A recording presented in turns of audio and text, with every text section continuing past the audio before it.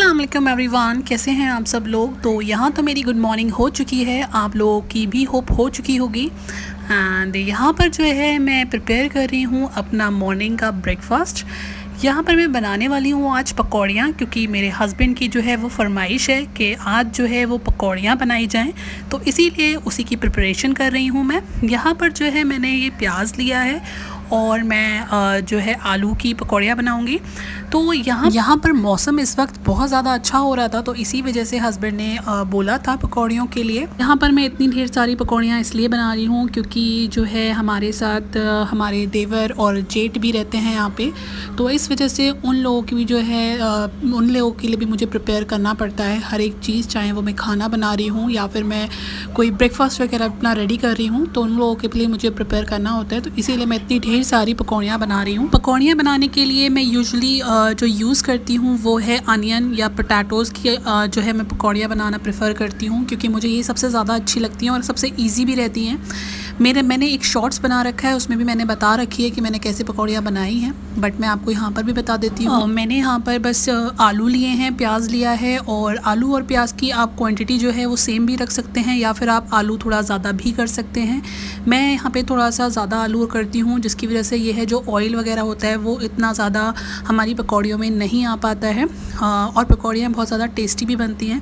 तो यहाँ पर मैंने दोनों चीज़ों को अच्छे से चॉप कर लिया है। उसके बाद मैं यहाँ पे कोई चॉपर का यूज़ नहीं करती हूँ, जस्ट बिकॉज़ के मेरे पास है नहीं, इसलिए नहीं, बट ये है कि मुझे वो थोड़ा सा डिफ़िकल्ट लगता है और मैंने कभी किया नहीं है उसका यूज़, तो इसी वजह से जो है मैं यहाँ पे यूज़ नहीं करती हूँ चॉपर वगैरह का। इसीलिए जो होता है मेरे पास, जैसा होता है मैं वैसे ही अपना वर्क कर लेती हूँ। और यहाँ पर जो है मैंने दोनों चीज़ें ली हैं, और यहाँ पे उसके बाद मैंने बेसन डाला है, उसमें मैंने हल्दी, नमक, मिर्च ये चीज़ें डाली हैं और हरी मिर्च भी ऐड करिए। उसके बाद मैंने यहाँ पे ऑयल को थोड़ा गर्म होने रख दिया है। याद रहे जो ऑयल है वो आपका मतलब बहुत ज़्यादा गर्म नहीं होना चाहिए, जिसकी वजह से पकौड़ियाँ एकदम डालने से जल जाती हैं। तो नॉर्मल ऑयल जो होना चाहिए बस वैसा ही हो, और बाकी आपको मिक्सचर इस तरीके से जो है थोड़ा अच्छे से जैसे गूँथ लेना है इसको। और थोड़ा सा अगर आपका जो मिक्सचर है वो थोड़ा हार्ड हो रहा है तो आप थोड़ा सॉफ्ट करने के लिए उसमें पानी का भी एडिशन कर सकते हैं, जैसे मैंने यहाँ पे किया है। इससे जो है आपकी पकौड़ियाँ एकदम अच्छे से बाइंड हो जाती हैं, और यहाँ पे बाइंड होने के बाद आप इसको ड्रॉप बाय ड्रॉप यहाँ पे डाल सकते हैं, थोड़ा थोड़ा ले लेके इसको। शेप चाहे कैसा भी है, ऑब्वियसली पकौड़ियों का जो शेप होता है वो सेम नहीं होता है, छोटी बड़ी सब चलती हैं। तो यहाँ पे मैंने हर साइज़ की पकौड़ियाँ जो हैं वो यहाँ पे डाली हैं, और मुझे लगता है हर किसी की जो पकौड़ी होती है वो इसी टाइप की बनती होगी, और यहाँ पे मेरी भी इसी टाइप से बन रही हैं। और यहाँ पे जो स्ट्रीट फूड होते हैं इस तरीके के समोसे हो गए या फिर ये हो गए, मैं सब कुछ जो है वो घर पर ही प्रिपेयर करती हूँ, क्योंकि यहाँ पे बाहर का जो है यहाँ पे अलग अलग कंट्री के लोग होते हैं, तो वो बाहर अपने मतलब अपने मुल्क के अकॉर्डिंग यहाँ पे बनाते हैं, तो उनका जो टेस्ट होता है वो मुझे इतना ज़्यादा अच्छा नहीं लगता है। तो इसीलिए मैं घर पे अपने ही टेस्ट की पकौड़ी या फिर समोसे सब कुछ अपने आप प्रिपेयर करती हूँ। आपने मे बी मेरे व्लॉग में और अगर आपने देखे होंगे तो उसमें देखा होगा कि मैंने समोसे वगैरह भी बनाए हैं, और मुझे वैसे ही पसंद हैं। घर के समोसे सबसे ज़्यादा बेस्ट होते हैं, अगर आपको तरीका आ जाए तब तो बहुत अच्छा है। यहाँ पे देखिए मेरी पकौड़ियाँ मैंने ऑयल को इतना ज़्यादा गर्म भी नहीं किया था, स्टिल मेरी जो पकौड़ियाँ हैं वो थोड़ी सी कहीं जल गई हैं, इतनी ज़्यादा जली नहीं थी बट हाँ थोड़ी सी ज़्यादा सिक गई थी। और इसीलिए अब जो है मैंने जो है अभी अपने देवर को और अपने जेठ को यहाँ पे पकौड़ियाँ भिजवा दी हैं। अब ये मैं अपने लिए प्रिपेयर कर रही हूँ, मतलब अपने और हस्बैंड के लिए, और अपनी बेटी के लिए, वो भी कभी कभी खा लेती है पकौड़ियाँ, उसको बहुत ज़्यादा अच्छी लगती हैं। मतलब ये है कि जो आलू होता है उसको वो ज़्यादा अच्छा लगता है। तो इसीलिए जो है मैं यहाँ पे सारी चीज़ें घर पे प्रिपेयर करती हूँ। घर पे प्रिपेयर करना सबसे ज़्यादा अच्छा रहता है और बजट में भी रहता है, क्योंकि यहाँ पे ऑब्वियसली आप कुछ भी चीज़ बाहर से मंगवा रहे हो, यहाँ पे समोसा भी आपको 50 रुपीज़ तक का मिलता है, इंडियन 50 रुपीज़ का आपको यहाँ पे समोसा मिलता है। उसके बाद मैंने यहाँ पे ये पापड़ वगैरह तल लिए थे, क्योंकि पकौड़ियों से ऑब्वियसली पेट नहीं भर पाता है इतने अच्छे से, तो इसीलिए पापड़ वगैरह हमने तल लिए थे।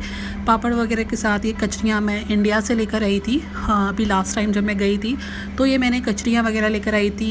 मुझे बहुत अच्छी लगती है ये वाली कचरी, जो ये पहिए टाइप होते हैं ना, पहिए ही आई थिंक बोलते होंगे नॉर्मल लैंग्वेज में। तो ये सब कुछ मेरा हो चुका था। इसके बाद ये मैंने हानिया की नाई कर दी थी, क्योंकि मुझे उसके बाद जो था अपना लंच प्रिपेयर करना था।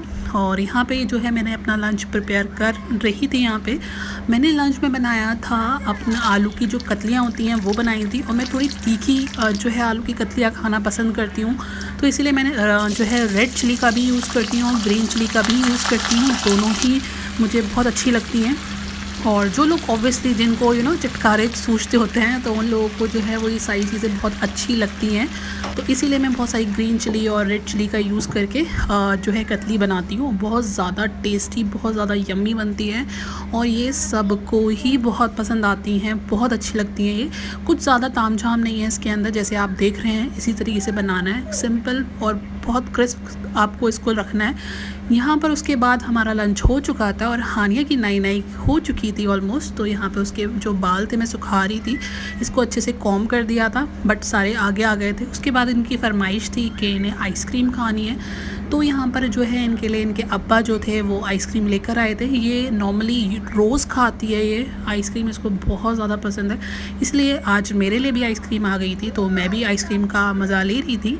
और यहाँ पे हानिया ने अपने सारे टॉयज़ सब कुछ बिखेर के रखती है। अभी मैं रखूँगी, अभी वो सारा सब कुछ फिर से बिखेर देती है, उसका काम ही है ये। इवन आई थिंक मुझे लगता है कि सारे बच्चे अपने घर में ऐसे ही करते होंगे। आप लोग मुझे कमेंट बॉक्स में ज़रूर बताइएगा कि अगर आप लोगों के बच्चे हैं, आप लोग मदर्स हैं, तो आप लोग किस तरीके से यहाँ पे हैंडल कर पाते हो, क्योंकि मैं तो हैंडल नहीं कर पाती। आप देख सकते हो सारा कितना बिखरा हुआ है यहाँ पे, क्योंकि ये ऐसे ही करती है, इसको हर चीज़ बिखरी हुई अच्छी लगती है। कभी भी ऑब्वियसली बच्चों को सारी चीज़ें ऐसे ही अच्छी लगती हैं।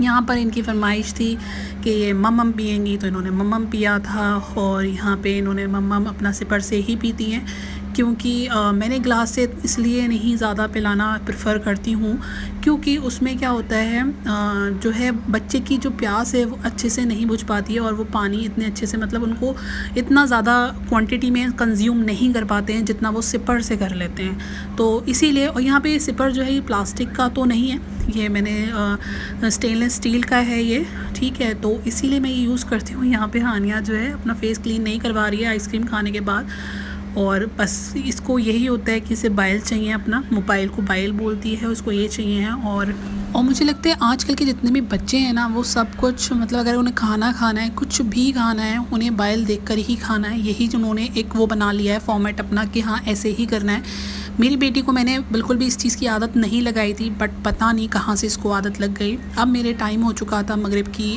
अज़ान हो गई थी, तो नमाज़ पढ़ने का टाइम हो गया था।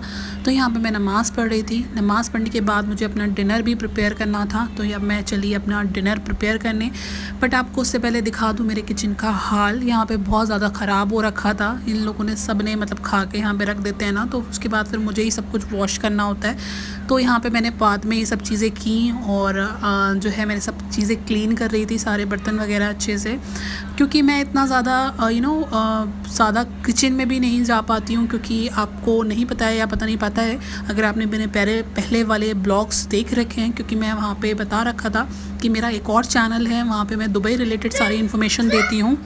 तो इसीलिए जो उसमें एडिटिंग वगैरह करनी होती है, सारा वीडियो बनानी पड़ती है, ये सब चीज़ें जो होती हैं, तो इसमें मेरा टाइम इतना ज़्यादा कंज्यूम हो जाता है कि मतलब मैं और ज़्यादा काम जितना भी है वो नहीं इतना देख पाती हूँ।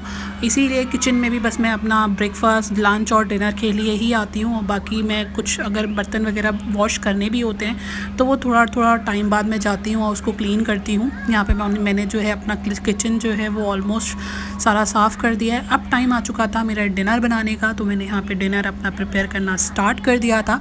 यहाँ पे मैंने ऑयल डाला था। ऑयल मैं नूर का जो है प्रेफर करती हूँ यहाँ पे लेना, और मोस्टली जितने भी लोग दुबई में रहते हैं वो यही वाला जो है ऑयल प्रेफर करते हैं लेना। तो यहाँ पे मेरा जो ये ऑयल था मैंने डाला, उसके अंदर अपना गोश्त, मतलब अपना नहीं ऑब्वियसली, यहाँ पे मैंने बीफ का जो है गोश्त वो डाला था, और यहाँ पे फिर उसके बाद मैंने इसे अच्छे से भून लिया। जितना भी इसके अंदर से पानी निकलता है वो मैंने इसका सारा जला देते हैं इसको, वो करा मैंने। उसके बाद जब मेरा ये सब अच्छे से रेडी हुआ, उसके बाद मैंने यहाँ पे अदरक लहसुन का जो है मुझे पेस्ट डालना था।